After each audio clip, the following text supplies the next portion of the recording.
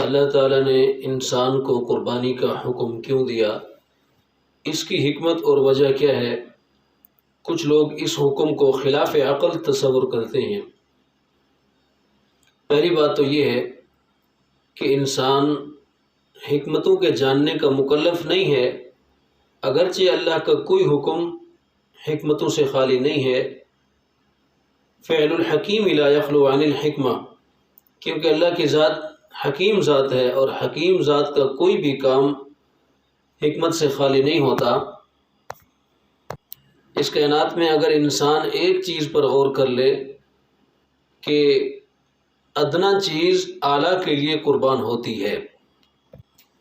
پرانے زمانے کے حکیم کیا کرتے تھے کہ اگر کسی کو سانپ کاٹ لیتا تو اس کی وہ انگلی کاٹ دیتے تاکہ اس سے زہر باقی جسم کے اندر سرایت نہ کرے، تو گویا جسم کے لیے انگلی چھوٹی سی چیز ہے، اس چھوٹی کو قربان کر دیا گیا۔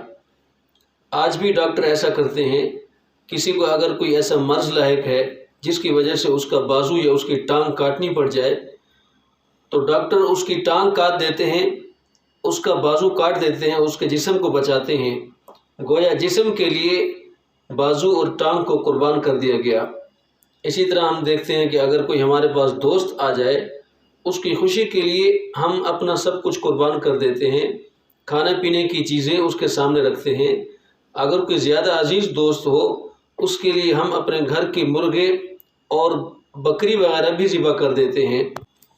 اس سے آگے چل کر دیکھیے کہ ادنا لوگوں کو اعلیٰ کے لیے قربان کیا جاتا ہے، کہ جو لوگ خاک روب ہیں، بھنگی ہیں، صفائی کا کام کرتے ہیں، تو عید کا موقع ہو یا کوئی اور موقع ہو، خوشی کا کوئی موقع ہو، تو ان بیچاروں کے ذمہ وہی کام ہوتا ہے، ان کے سپرد وہی کام ہوتا ہے۔ بلکہ ان دنوں میں تو ان کو زیادہ تاکید ہوتی ہے کہ لوگوں کے آرام اور آسائش کا خیال رکھنا ہے، کہیں سے کوئی کچرا وغیرہ نظر نہ آئے۔ تو دیکھیے یہاں بھی ادنا لوگوں کی خوشی کو اعلیٰ لوگوں کی خوشی کے اندر قربان کر دیا گیا۔ ادنا سپاہی اپنے افسر کے لیے قربان ہوتا ہے، اور وہ افسر اپنے اعلیٰ افسر کے لیے، اور اعلیٰ افسر جو ہے وہ اپنے بادشاہ اور حاکم کے لیے قربان ہوتا ہے۔ بس یہی فطرتی مسئلہ ہے، اسی کو اللہ رب العزت نے یہاں بھی برقرار رکھا ہے کہ اس کائنات میں انسان اشرف اور اعلیٰ ہے اور جانور اس کے مقابلے میں ادنا ہے، تو اللہ نے اس ادنا کو اعلیٰ کے لیے قربان کر دیا۔ اور اگر دنیا کی تاریخ کا مطالعہ کیا جائے تو معلوم ہوگا کہ ہر زمانہ میں ہر قوم نے قربانی کی ہے، حتیٰ کہ حضرت آدم علیہ السلام نے جب اس زمین کے اوپر قدم رکھے تو اس وقت سے یہ قربانی کا سلسلہ بھی شروع ہے۔ حضرت آدم کے دو بیٹے حابیل اور قابیل کی قربانی کا ذکر قرآن کریم میں مذکور ہے۔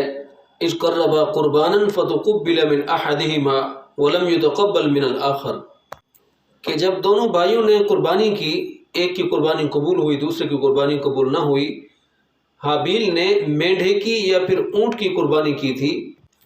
تو یہ سلسلہ ابتدائے کائنات سے ہے، یہ کوئی اسی شریعت کا حکم نہیں ہے، اور اللہ رب العزت اس سے دراصل یہ تعلیم دینا چاہتے ہیں، بتلانا چاہتے ہیں کہ انسان کو اللہ کے لیے قربان ہونے کے لیے ہر وقت تیار رہنا چاہیے۔